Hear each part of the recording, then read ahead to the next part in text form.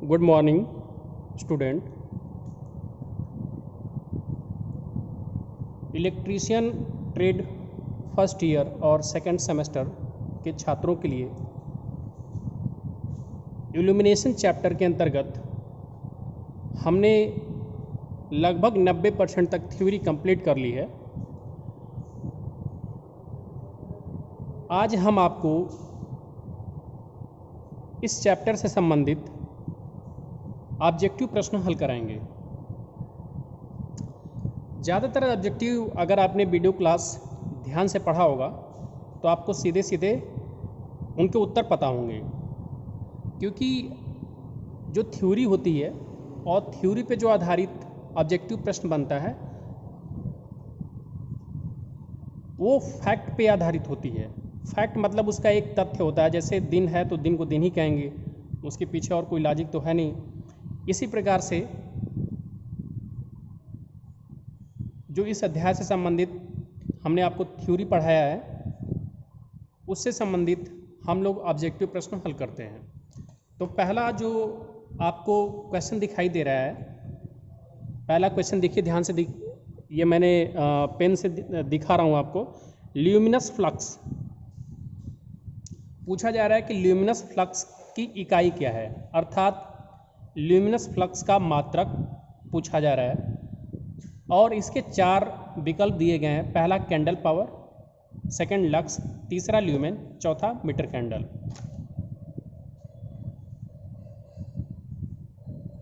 तो ध्यान रखिए आप कि ल्यूमिनस फ्लक्स, अभी तक मैंने इस अध्याय से संबंधित जितनी भी वीडियो क्लास बनाई है लगभग सभी वीडियो क्लास में मैंने ल्यूमिनस फ्लक्स को डिफाइन किया था, अर्थात इसको परिभाषित किया था। और जब भी मैंने ल्यूमिनस फ्लक्स को परिभाषित किया साथ ही साथ उसका मात्रक भी बताया। तो ल्यूमिनस फ्लक्स होता क्या है कि किसी भी प्रकाश स्रोत से जो प्रकाश उत्सर्जित हो रहा है, तो उस प्रकाश स्रोत से जो प्रकाश उत्सर्जित हो रहा है उसकी मात्रा कितनी है, और जितनी भी मात्रा अगर हम मेज़र करेंगे तो उसके लिए मात्रक क्या हम बोलेंगे।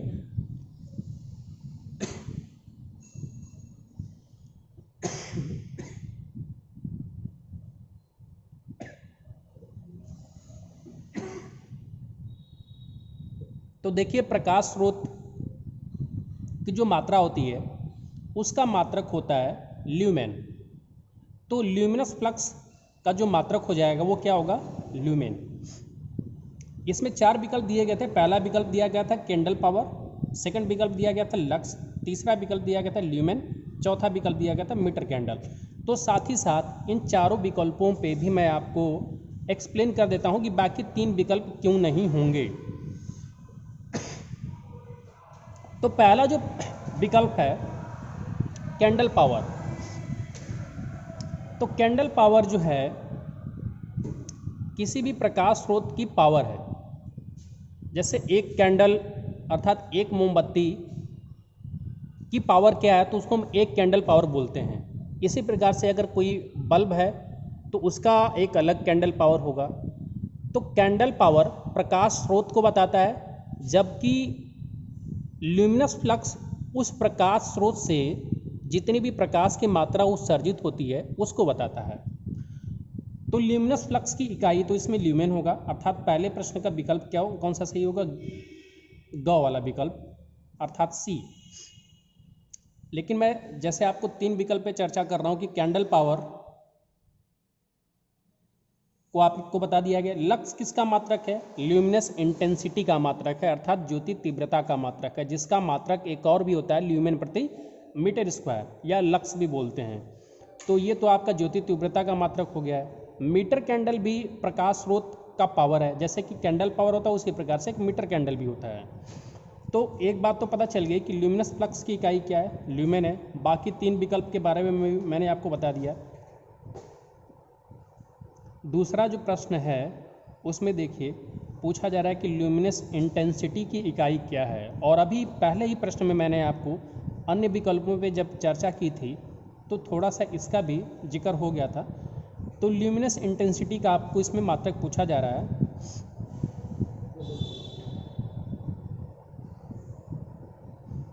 तो देखिए ल्यूमिनस इंटेंसिटी, पहला विकल्प दिया गया है कैंडल पावर, दूसरा विकल्प दिया गया है ल्यूमेन, तीसरा विकल्प दिया गया है ल्यूमेन फ्लक्स, चौथा विकल्प दिया गया है उपरोक्त से कोई नहीं। तो ल्यूमिनस इंटेंसिटी अर्थात ज्योति तीव्रता का जो मात्रक होता है वो ल्यूमेन प्रति स्टेरेडियन होता है, और इसमें आपको कोई विकल्प वैसा दिखाई ही नहीं दे रहा है। इसका मतलब ये हो गया कि प्रश्न संख्या 2 का कौन सा विकल्प सही हो जाएगा, घ, अर्थात इन विकल्पों में से इस प्रश्न का कोई भी उत्तर सही नहीं है।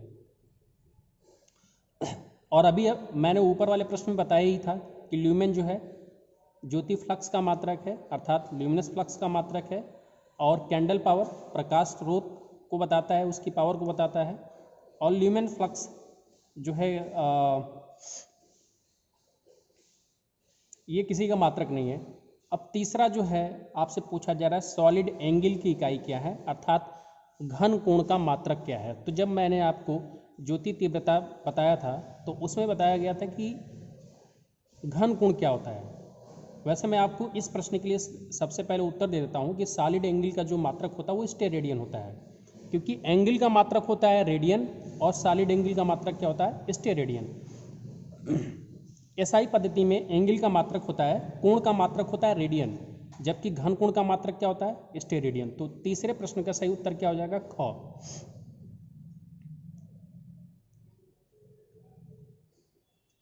चौथा विकल्प है कि चौथा प्रश्न है रिफ्लेक्शन फैक्टर क्या होता है। रिफ्लेक्शन फैक्टर का मतलब ये होता है कि अगर कोई प्रकाश स्रोत है उससे प्रकाश किसी फर्श पे आपतित हो रहा है तो वहाँ से कुछ प्रकाश परावर्तित भी होगा, तो जितना प्रकाश उस पर आपतित हुआ है क्या उसका पूरा का पूरा प्रकाश परावर्तित हो गया है या उसकी कुछ मात्रा या उसका कुछ अनुपात परावर्तित हुआ है, तो इसी को हम क्या बोलते हैं, रिफ्लेक्शन फैक्टर बोलते हैं।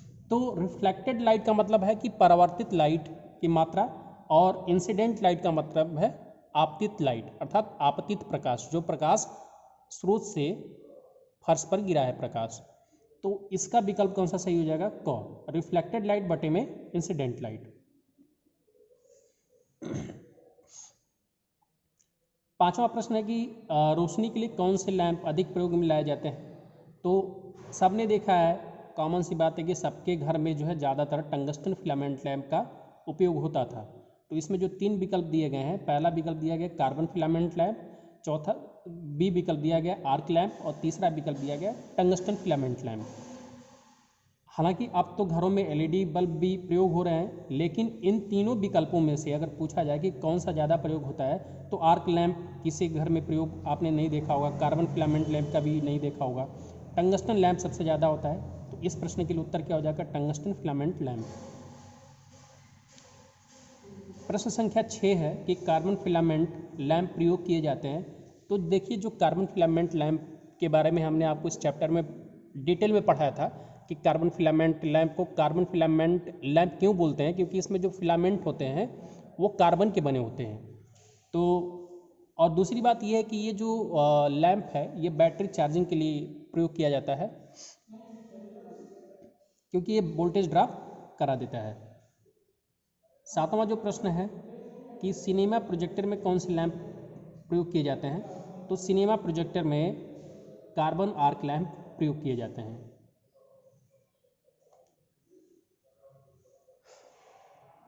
अगला जो प्रश्न है कि मरकरी वेपर लैंप में कौन सी गैस भरी होती है। तो मरकरी वेपर लैंप में आर्गन गैस भरी होती है। तो इसमें जो आपका ऑप्शन हो जाएगा ख विकल्प सही हो जाएगा, जबकि अन्य विकल्प क्या दिए गए थे, हाइड्रोजन, हेलियम, नियॉन, तो इनका प्रयोग नहीं होता है। मरकरी वेपर लैंप में आर्गन और मरकरी प्रयोग होता है। तो यहाँ पे जो विकल्प दिया गया आर्गन, तो सही उत्तर क्या हो जाएगा, आर्गन। अगला प्रश्न है कि मरकरी वेपर लैंप में ऑक्सिलरी इलेक्ट्रोड का कार्य क्या है। तो मरकरी वेपर लैंप में जो ऑक्सिलरी इलेक्ट्रोड है वो स्टार्टिंग में क्या करता है, सहायता करता है। तो क्वेश्चन संख्या 9 का जो विकल्प सही होगा वो स्टार्टिंग में सहायता करता है, जबकि इसमें अन्य विकल्प क्या दिए गए हैं, वोल्टेज को कम करता है, करंट को कम करता है, रोशनी अधिक देता है। वोल्टेज कम और ज़्यादा करने के लिए चोक का प्रयोग होता है, तो ये विकल्प तो होगा नहीं। मरकरी वेपर लैंप में जो ऑक्सिलरी इलेक्ट्रोड है वो स्टार्टिंग में सहायता करता है। मुख्य इलेक्ट्रोड और इस जो ऑक्सिलरी इलेक्ट्रोड है इसमें गैस डिस्चार्ज हो जाती है, जिससे करंट क्या होने लगता है, फ्लो होने लगता है।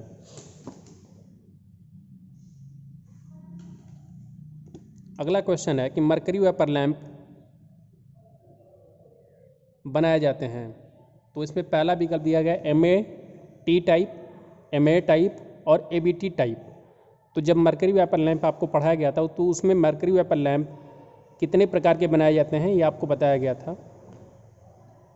तो यहाँ पे एक बार फिर से बता देते हैं कि मरकरी वेपर लैंप मुख्य रूप से 3 प्रकार के बनाए जाते हैं, जिनमें से एक को नाम दिया जाता है MA टाइप अर्थात mercury vapour lamp with auxiliary electrode, एक को नाम दिया जाता है MB टाइप जिसको हम बोलते हैं high pressure mercury vapour lamp, और एक होता है MAT टाइप। MAT टाइप का मतलब होता है mercury vapour lamp with auxiliary electrode and tungsten filament. तो ये 3 प्रकार के मरकरी वेपर लैंप प्रयोग में लाए जाते हैं। तो क्वेश्चन संख्या 10 के लिए जो सही विकल्प होगा वो ख होगा। अगला जो प्रश्न पूछा जा रहा है क्वेश्चन संख्या 11 कि high pressure mercury vapour lamp का वर्किंग टेम्परेचर क्या होता है। तो आपको इसको याद रखना होगा कि high pressure mercury vapour lamp का जो वर्किंग टेम्परेचर होता है वो 600 डिग्री सेल्सियस होता है। फिर अगला क्वेश्चन पूछा जा रहा है कि सोडियम वेपर लैंप में कौन सी गैस भरी होती है। तो याद रखिए कि जब सोडियम वेपर लैंप पढ़ाया गया था तो उसमें बताया गया था कि सोडियम वेपर लैंप के लिए सोडियम के क्रिस्टल अर्थात सोडियम के दाने और नियान गैस भरी होती है। तो इसमें कौन सा उत्तर सही हो जाएगा, नियान गैस और सोडियम वेपर लैंप। और होता क्या कि सोडियम वेपर लैंप जो होता है ये चालू होने में ही 5 से 10 मिनट का समय लग जाता है, और इसमें जो नियान गैस होती है ये जब डिस्चार्ज होती है तो हल्की गुलाबी लाइट का कलर आता है, और जब सोडियम के क्रिस्टल वेपर होने लगते हैं तो फिर थोड़ा सा पीला प्रकाश होने लगता है।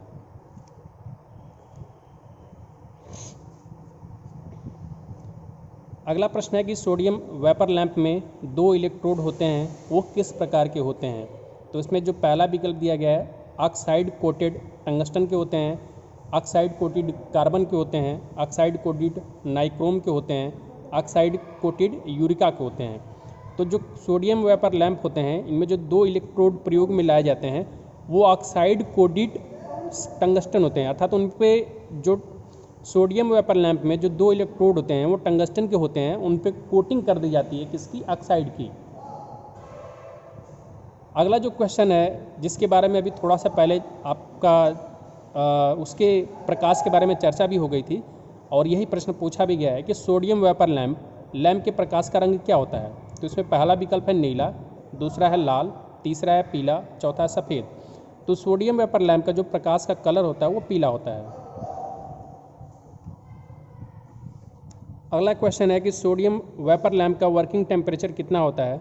तो सोडियम वेपर लैंप का जो वर्किंग टेम्परेचर होता है लगभग 300 डिग्री सेल्सियस याद रख सकते हैं।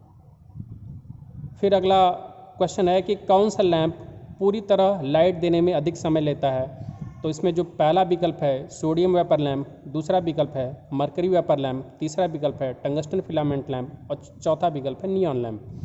तो चारों, पहले तो मैं इस प्रश्न का सही उत्तर आपको बता देता हूँ कि कौन सा लैंप जो पूछा गया है कि कौन सा लैंप पूरी तरह से लाइट देने में अधिक समय लेता है, तो इस प्रश्न का सही उत्तर क विकल्प होगा, क्योंकि सोडियम वेपर लैंप जो होता है वो लाइट देने में 5 से 10 मिनट का समय लेता है, जबकि मरकरी वेपर लैंप जो है वो स्टार्ट होने में 3 से 5 मिनट का समय लेता है। और जो टंगस्टन फिलामेंट लैंप होता है जिसका घरों में थोड़ा पहले के समय में ज़्यादा प्रयोग होता था, जो कांच के आवरण में जिसमें टंगस्टन के फिलामेंट लगे होते थे, तो ये तो जल्दी ही जल जाता है जब टंगस्टन के फिलामेंट गर्म हो जाते हैं। और चौथा था नियॉन लैंप। तो 16वें प्रश्न का सही उत्तर होगा सोडियम वेपर लैंप। पूछा गया कि कौन सा लैंप पूरी तरह से लाइट देने में अधिक समय लेता है, तो सोडियम वेपर लैंप जो है सबसे ज़्यादा समय लेता है और इसमें जो समय लगता है वो 5 से 10 मिनट का लग जाता है। फिर अगला प्रश्न है कि सोडियम वेपर लैंप प्रकाश उत्पन्न करते हैं। तो पहला विकल्प है 20 से 30 ल्यूमेन प्रति वाट, 40 से 50 ल्यूमेन प्रति वाट, 55 से 75 ल्यूमेन प्रति वाट, 85 से 105 ल्यूमेन प्रति वाट।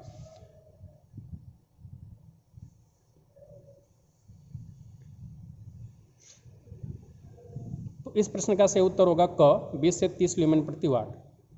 अगला प्रश्न है कि सोडियम वेपर लैंप में आयनीकरण पोटेंशियल होता है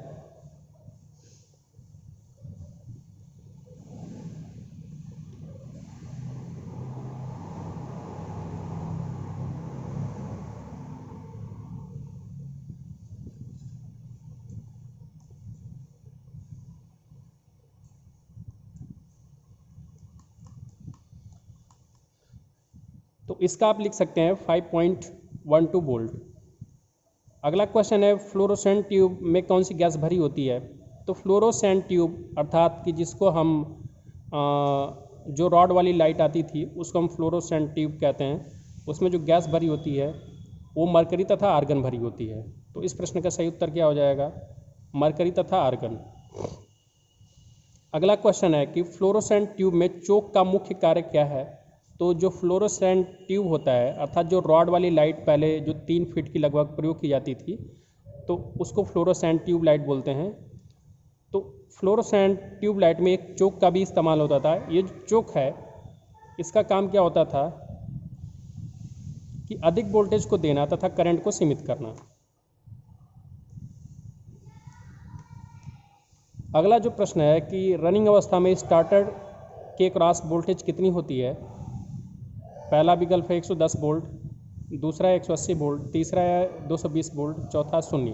तो रनिंग अवस्था में स्टार्टर के क्रॉस जो वोल्टेज होता है 110 वोल्ट होता है। फिर अगला प्रश्न है कि फ्लोरोसेंट ट्यूब की प्रकाश दक्षता कितनी होती है। तो जो फ्लोरोसेंट ट्यूब है उसकी प्रकाश दक्षता 60 ल्यूमेन प्रति वाट होती है। इससे अगला जो प्रश्न है कि वह लैंप जो फिलामेंट के गर्म होने पर सीधा प्रकाश देता है। तो इस प्रकार के लैंप जो फिलामेंट के गर्म होने पर सीधा प्रकाश देता है उनको हम इनकैंडिसेंट लैंप बोलते हैं। तो इस प्रश्न का सही उत्तर क्या हो जाएगा, क विकल्प। तो आज के इस वीडियो में इतना ही। वीडियो देखने के लिए धन्यवाद।